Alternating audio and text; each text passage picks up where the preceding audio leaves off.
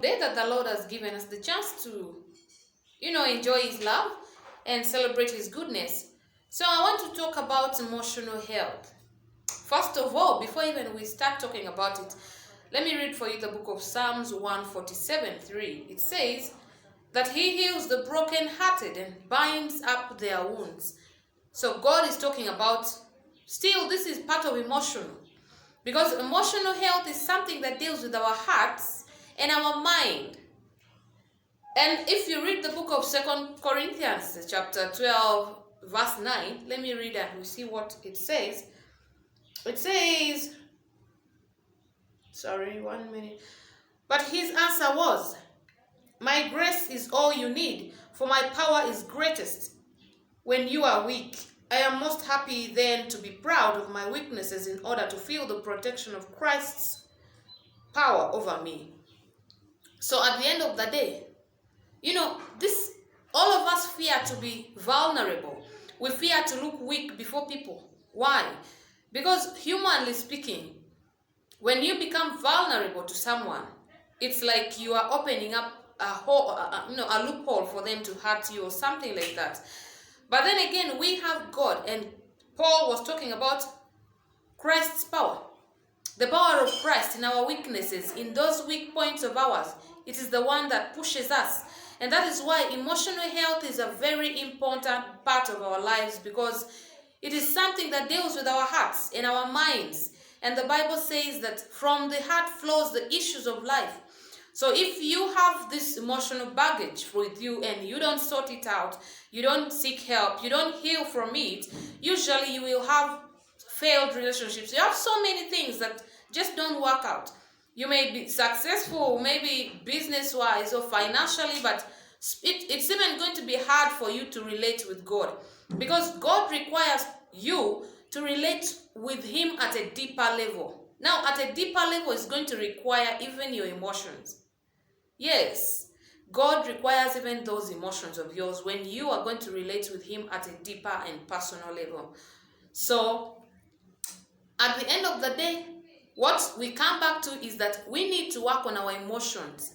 Why we have children that kill parents today is because most of the kids, they are killed, they are dead emotionally, they don't care.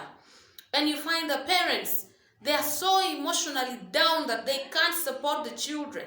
And you find the children at a young age are already destroyed. Their spiritual well-being is down, their mental health is down. And you find kids behaving like crazy people. And then we are raising a generation of people who cannot raise another generation. So at the end of the day, we are failing ourselves. We are not just failing these guys, we are failing ourselves, because they can't continue with the human race, the normal human race. And then we end up with people like psychopaths and all these psychiatric cases. We have people who look very normal, but they have so much emotional baggage. And the funny part is they are not willing to work on it. Some of them think it's a shame to look for help, because you are supposed to be strong, especially my brothers, because they feel being a man, you're not supposed to show your weakness, you're not supposed to seek help, you're not supposed to show emotions. But I want to tell you that God was not foolish when He gave human beings emotions. It's just about controlling, but you cannot kill your emotions. Someone who kills their emotions is a robot. You become like a robot. You live life, literally, you're like a walking dead person. So I'm just encouraging us out there that if you know someone who is not fine, people are so much depressed these days. We have people who are thinking of suicide. We have people who have very stupid anger outbursts. They throw tantrums anyhowly, and you think it's just maybe they just behave like that. You'll find when you look at their lives, their past and all that, you will find they have so much emotional baggage. And the funny part is they don't want to seek for help. If you're watching this and you're in the same situation, I want to challenge you to be a better human being. Seek help, and don't just stop at seeking help. Be the help that other people will need. Be the help that people can rely on. People are dying. There are so many people who are walking, but they are dead. Spiritually, they are dead. Emotionally, they are dead. Mentally, they are dead. They can do businesses, they can, do the careers, but they are not human beings. The difference that makes us humans is the emotional part of us. Angels have their spirituality, but as human beings, God gave us emotions so that we can enjoy things like, like love, kindness, anger. All those are healthy.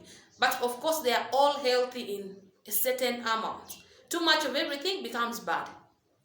So I'm encouraging someone out there, please seek emotional help. Do not go to the next relationship. Do not go to your parents. Do not seek revenge on people. Seek for help. When you get help, you will understand that the people who are behaving in certain ways, they have a problem, not you. Because when you get to heal yourself, it becomes easier for you to help someone else to heal. Otherwise, have a nice time and a great week ahead.